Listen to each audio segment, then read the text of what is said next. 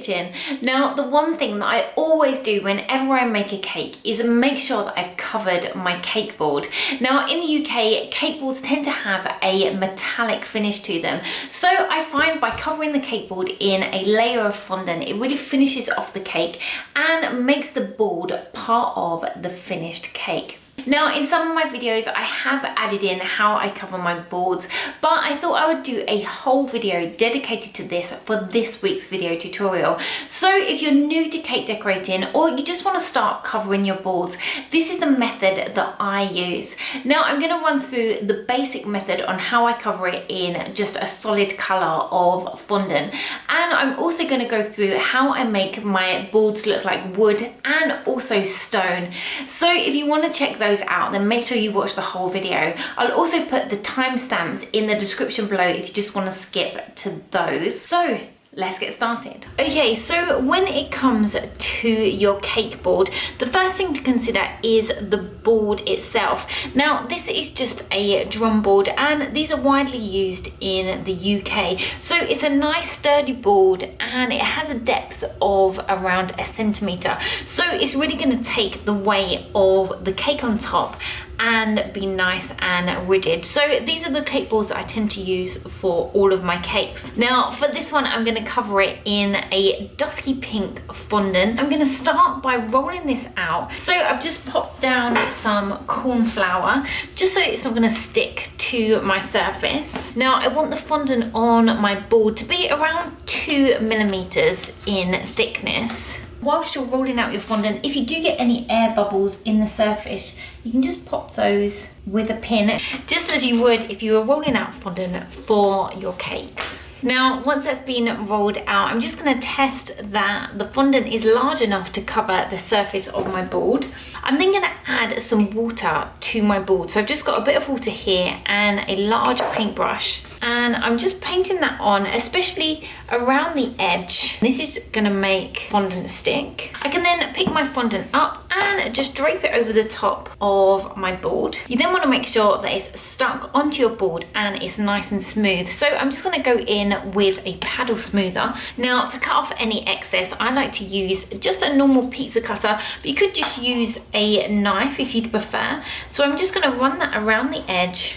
Now, once you've cut off the excess, sometimes the fondant just retracts slightly, so you can see a tiny bit of the silver edging. So you just want to go in with your paddle smoother again and just work from the center, just pulling that to the edge. I can then just run my paddle smoother around the edge, just smoothing that off. Now, to finish off my board, I like to add a matching ribbon. So I've just got a satin ribbon here, and this one is just in a matching pink. And just using some double-sided tape, I'm going to cut off 2 strips. One is going to go onto my board.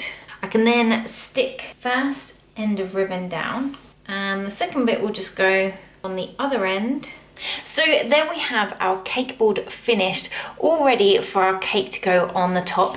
Now, you might want to just leave this for a few hours just for that fondant to harden slightly before adding the cake on the top. Now, when it comes to covering my cake boards, I do tend to cover my boards before adding my cakes on. I know some people add the cakes on and then add the fondant around it, but I just find that this gives a nice finish to the cake when it's done. Okay, so now I've covered the basics on how I cover my cake boards in fondant. I'm going to show you how to add some detail onto your board.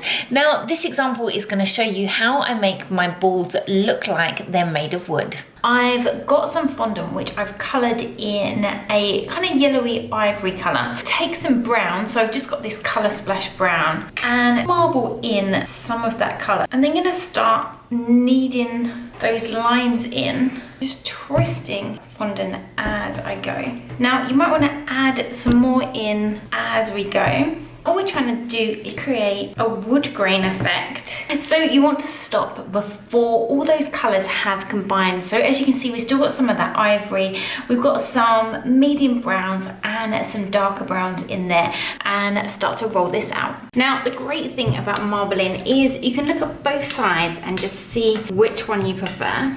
I'm going to stick with this one. So it looks like we've got these wood grains running through. Pop some water onto my board just so my fondant will stick. So now it's starting to look like wood grain. I just want to make it look like you've got different panels in there. So I'm going to go in the direction of those grains. Take a ruler and just holding it on its edge, just push it into my cake board, move across. So I'm just leaving a gap of around 2 inches. Now the grooves are quite thin, so I'm just going to go in with my Dresden tool, running that up the center. You then just want to put some lines in going the opposite way, just so they look like planks of wood.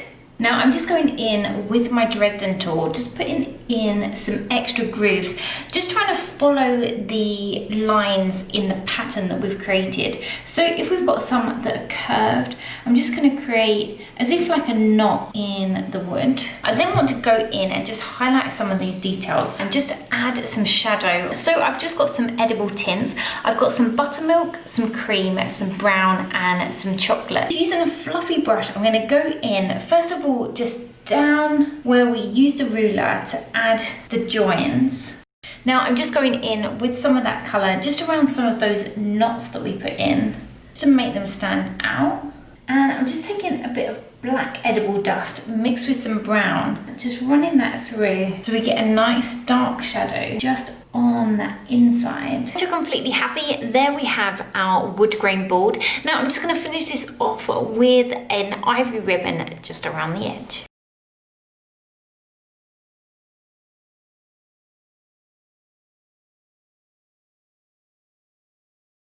Okay, so the third cake board that I'm going to cover is one where I'm going to make the fondant look like stone. Now I'm going to use a white fondant. You could use a grey, or if you wanted it to look more like brick, you could use an orangey brown. But I'm going to roll this out until it's around 5mm in height. So slightly thicker than I would normally roll it out, but this is just going to give me the depth to add the design into. Add some water onto my board to stick that down. You then want to trim off any excess so that we're ready to add all of our details. Now for the details, I've got a selection of modeling tools, and I'm going to start with this tool that has an offset ball tool at the end. Now using the smaller end, I'm going to go in just making some horizontal lines across the board. Now I want this to have quite a rustic look, so these don't have to be exactly straight or exactly neat. Now I'm going to go in and just join those lines up and create some rectangles, and these are going to be our stones. Now I'm going to go in again with that smaller end and just round off the corners of the rectangles that we've created, just making them look more like separate stones or a bit like cobbles. Now I'm just pushing into that fondant, just rounding those edges and making sure that I go all the way to the edge of the board. Once you're happy that you've got the basic shape of your stones, go in with my Dresden tool just to rough up the surface of that fondant. So I'm just pushing the fondant around, adding dents and little lines. Now to make it look slightly more rustic, you can also go in with your craft knife.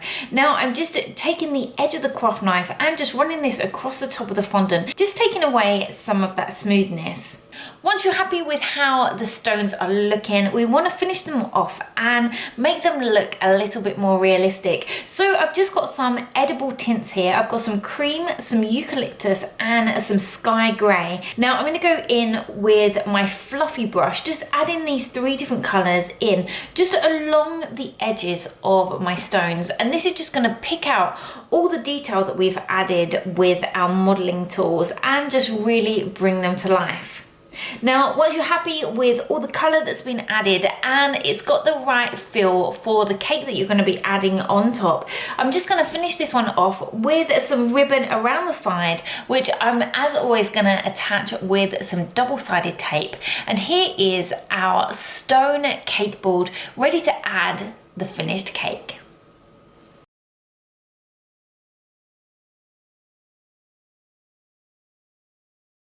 So here we have 3 different methods on how to cover your cake boards. So whether you're just looking for a single block of colour, or if you want to make your cake boards look a little bit more advanced and make them look like wood or stone, I really hope you've enjoyed this video tutorial and will find it useful when making your own cakes. If you have enjoyed the video, then don't forget to give it a like. And as always, if you'd like to see more videos like this, you can subscribe to the Kate Spannings YouTube channel. You can also hit the notification bell next to the subscribe button, and this will just alert you every time we upload a new video.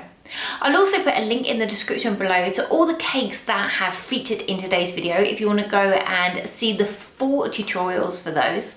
So until next time, bye!